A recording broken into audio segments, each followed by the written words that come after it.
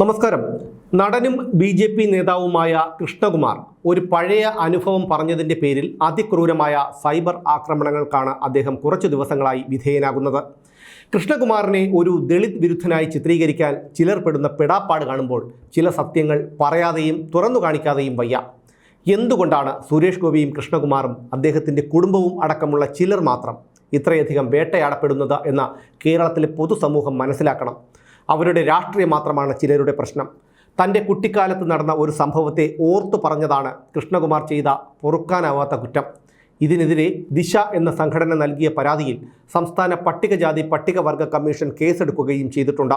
ദിശ എന്ന ഈ സംഘടന മലപ്പുറം കേന്ദ്രമാക്കിയാണ് പ്രവർത്തിക്കുന്നത് എന്നത് എടുത്തു പറയേണ്ടതു തന്നെയാണ്. വിതുര പഞ്ചായത്തിലെ വലിയകാല ആദിവാസി സെറ്റിൽമെൻറ്റ് കോളനിയിൽ കൃഷ്ണകുമാർ നിർമ്മിച്ചു കൊടുത്തത് കുളിമുറി അടക്കമുള്ള 9 ടോയ്ലറ്റുകളാണ്.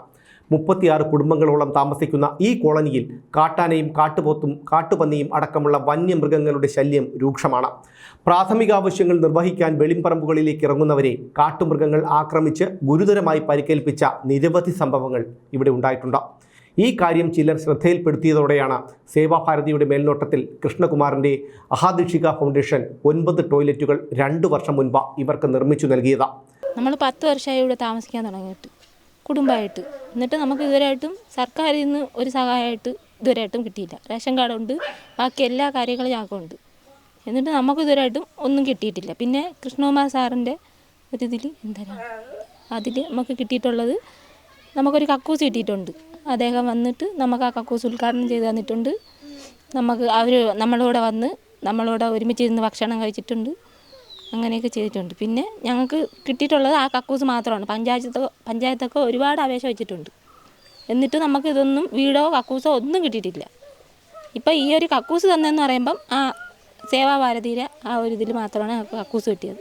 നമ്മളിന്നിവിടെ നേരിട്ടുകൊണ്ടിരുന്ന ഒരു പ്രശ്നമായിരുന്നു ഈ ബാത്റൂം ഇല്ലാത്തതിൻ്റെ ഒരു കാര്യം. അപ്പം നമ്മൾ വീടിന് പരിസരത്തൊക്കെയാണ് നമ്മൾ ഇതിനു വേണ്ടി ഉപയോഗിച്ചുകൊണ്ടിരുന്നത്. അപ്പോഴാണ് നമ്മുടെ അധികാരികളോടത്തൊക്കെ നമ്മൾ ഇതിനെക്കുറിച്ച് പറഞ്ഞു. പക്ഷേ ആരും അതിനെക്കുറിച്ചൊന്നും പറഞ്ഞില്ല, നമ്മൾ ഒന്നും ചെയ്തില്ല. അപ്പോഴാണ് നമുക്ക് കൃഷ്ണകുമാർ ചേട്ടൻ നമുക്ക് ഇതിനു വേണ്ടി ഒരു സഹായം ചെയ്തു തന്നത്.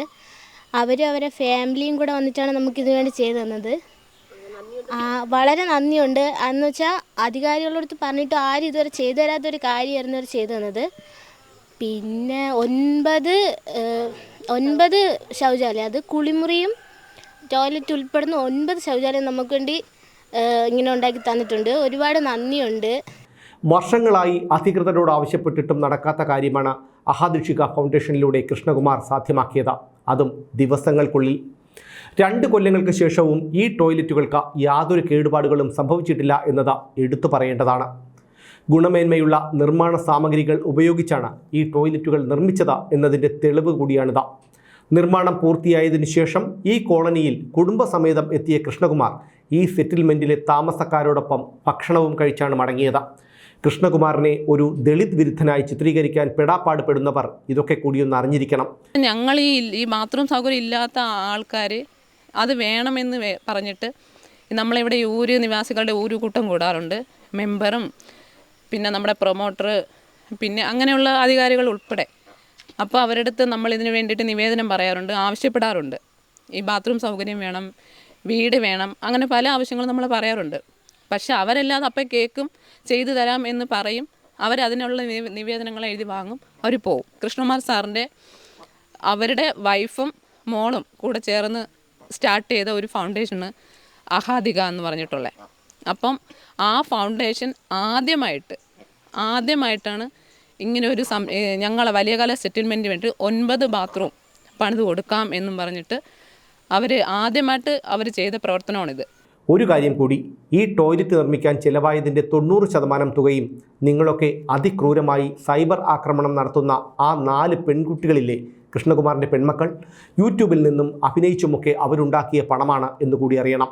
രാഷ്ട്രീയമാകാം, അത് നിങ്ങളുടെയും എൻ്റെയും സ്വാതന്ത്ര്യവും അവകാശവുമാണ്. പക്ഷേ എതിർക്കുന്ന രാഷ്ട്രീയക്കാരൻ്റെ കുടുംബത്തിലെ സ്ത്രീകളെ കൂടി നിങ്ങളുടെ മനുഷ്യത്വമില്ലാത്ത വികലവും വികൃതവുമായ സൈബർ ഇടങ്ങളിലേക്ക് വലിച്ചിഴയ്ക്കുമ്പോൾ നിങ്ങൾ ഓർക്കണം നിങ്ങളുടെ പെറ്റമ്മയുടെയും പെങ്ങളുടെയും പെൺമക്കളുടെയും ഒക്കെ മുഖങ്ങൾ.